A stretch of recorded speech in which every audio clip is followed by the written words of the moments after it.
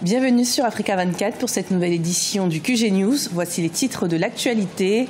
La sécurité et la paix étaient au cœur des discussions du sommet Union africaine-Union européenne d'Abidjan, une rencontre qui a débouché sur l'adoption de mesures concrètes. Le 5e sommet entre les deux organisations a également été l'occasion d'évoquer la question de la jeunesse et de son évolution.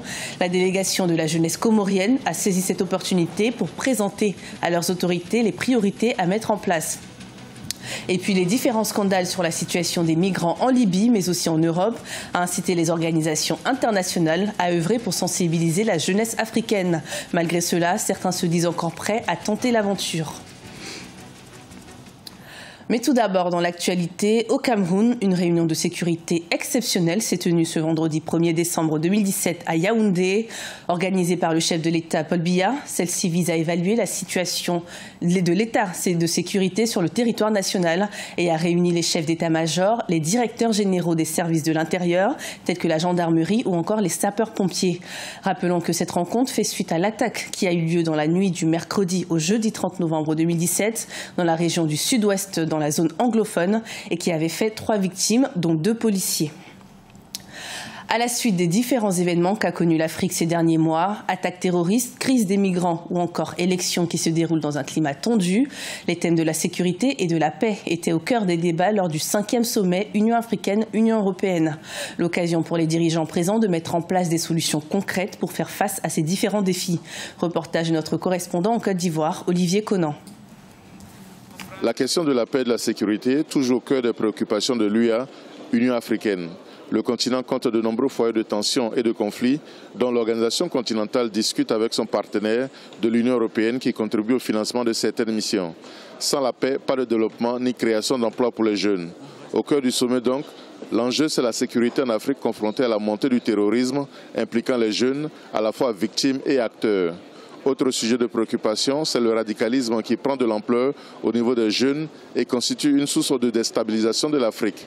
Cela est accentué par la crise des migrants en Libye qui fait des jeunes en situation de détresse des cibles propices à la radicalisation. À chaque fois, ce sont nos jeunes qui sont au centre de l'enjeu, de la manipulation. Et il nous appartient de réellement prendre toutes les mesures pour les mettre à l'abri de ce danger, mais évidemment la réponse sécuritaire à elle seule ne suffit pas. L'approche doit être holistique, elle doit évidemment être sécuritaire militaire, mais aussi il faudra qu'on investisse dans le développement. Actuellement, il y a 3 situations qui retiennent l'attention du comité de paix et de sécurité de l'UA se réunissant mensuellement. La Corne de l'Afrique, le Sahel et les Grands Lacs. Les forces de l'Union africaine ont fait la preuve de leur capacité en matière d'intervention et d'opération de maintien de la paix.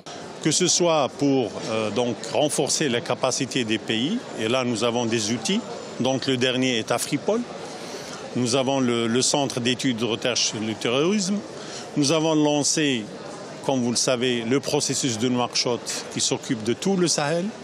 Nous avons lancé le processus de Djibouti qui s'occupe de toute l'Afrique de l'Est. Et ça, c'est pour coordonner, mutualiser nos moyens en matière d'information sécuritaire.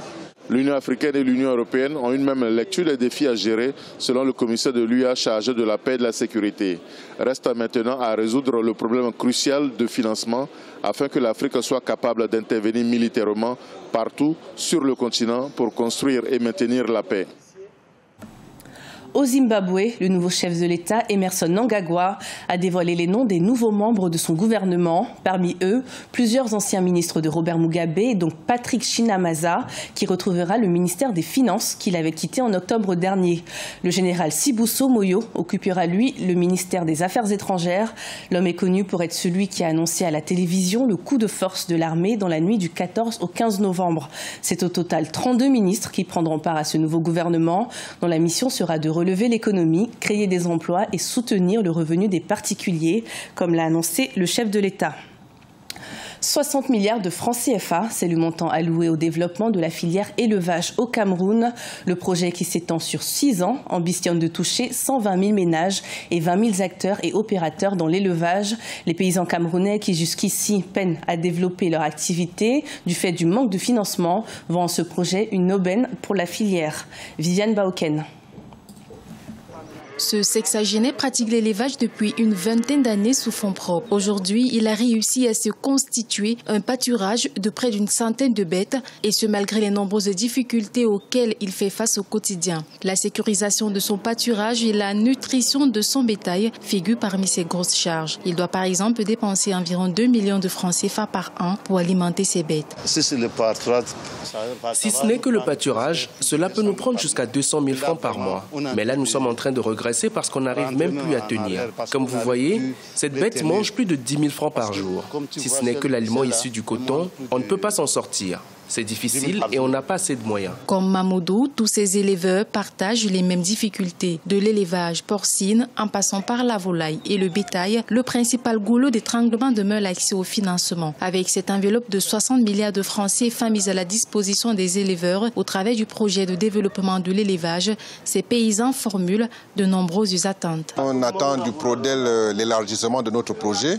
et les accompagnements, je peux dire, multiformes dans l'appui financier et puis à nous mettre en relation avec des sociétés ou des organisations qui peuvent nous produire des animaux de plus grande qualité. Le projet de développement de l'élevage que le gouvernement camerounais a lancé ce 29 novembre 2017 à Yaoundé ambitionne de toucher 120 000 ménages et 20 000 acteurs et opérateurs dans l'élevage. L'objectif est donc de développer une agriculture de seconde génération.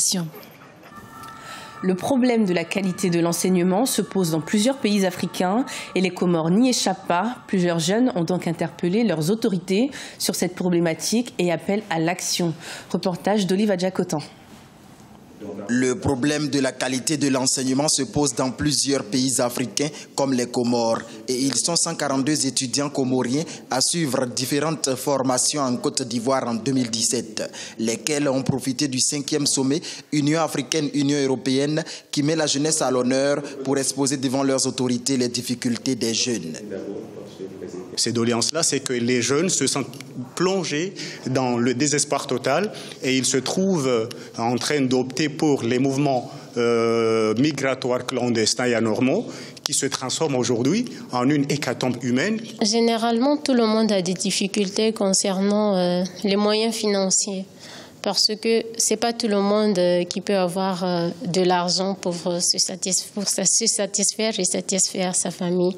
Le président comorien Azali Assoumani, qui participait pour la première fois à un sommet Union africaine-Union européenne traitant des questions cruciales de la jeunesse, a promis une oreille attentive aux préoccupations des jeunes de son pays, surtout la diaspora. Ces questions-là, c'est des questions qu'on vit au quotidien, aussi bien au pays, aussi sur ceux qui sont à l'extérieur. Donc les questions de ceux qui sont à l'extérieur, c'est des questions un peu plus complexes. Donc c'est intéressant qu'effectivement, avec la rencontre, on écoute ces questions pour essayer de voir si on peut y amener des solutions. Maintenant avec eux, c'est d'être pragmatique, de savoir on peut faire ça aujourd'hui, ça demain. Plus de 100 jeunes Comoriens ont été recensés en Libye en 2017 comme immigrants clandestins. Et les autorités prévoient pour eux un retour imminent au pays.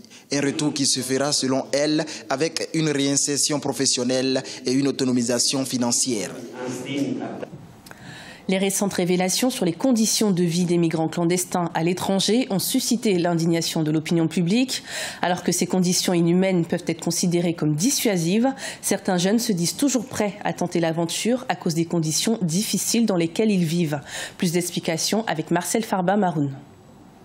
Yopougon, l'une des 13 communes du district d'Abidjan, capitale économique ivoirienne. Abdoulaye Dosso, qui y vit avec sa famille, fait partie des 161 migrants ivoiriens rentrés de Libye la semaine dernière, où ils ont vécu une pénible expérience. Capturé par des trafiquants, Abdoulaye a été échangé par ses ravisseurs. Pour leur échapper, son subterfuge consistait à faire le mort pendant que les rebelles tiraient sur d'autres migrants. Intercepté par des gardes-côtes, il a été placé dans un centre de détention avant son rapatriement. Il a fait 2 mois dans un camp Tripoli et c'est là-bas que j'ai compris que c'était le cas, que ce que Dieu vient de dire, que les gens soient compliqués pour ne pas qu'ils d'ailleurs se retournent encore. Et c'est là-bas que j'ai compris, dans un camp de Libye, Tripoli. Voilà. Donc là-bas j'ai compris là-bas. Des vidéos continuent de circuler à travers les réseaux sociaux, faisant état de la poursuite de l'abus dont sont victimes les migrants africains, suscitant colère et indignation. Mais pour beaucoup de jeunes, tant que le chômage et la pauvreté s'accentueront, ils poursuivront l'aventure en quête d'une vie meilleure, malgré les risques auxquels ils seront exposés. J'ai des sœurs là-bas et des frères là-bas, ivoiriens. Quand tu viens, quand ils quittent au pays, quand ils viennent, c'est qu'ils ont. Quand on regarde avec la situation que moi j'ai su, qu'il a vécu avec des frères, quand ils sont en Europe, quand ils viennent, quand on les voit, ils ont construit. Donc quand tu vois ça, que toi tu vis dans une maison, dans un quartier précaire, que tu ne peux même pas prendre une bonne maison, vous avez vu, je suis dans un quartier précaire. Donc quand c'est comme ça, moi c'est la merde du tout. J'ai décidé de rentrer en Europe. Il y a quelques jours, le président en exercice de l'Union africaine, Alpha Condé, annonçait des actions urgentes au sein de l'organisation panafricaine visant à rapatrier les migrants africains victimes d'esclavage en Libye afin de mettre fin à cette situation. Ce journal a été préparé par l'ensemble de la rédaction. Merci de nous avoir suivis. Retrouvez dans un instant une nouvelle édition de l'information sur Africa 24.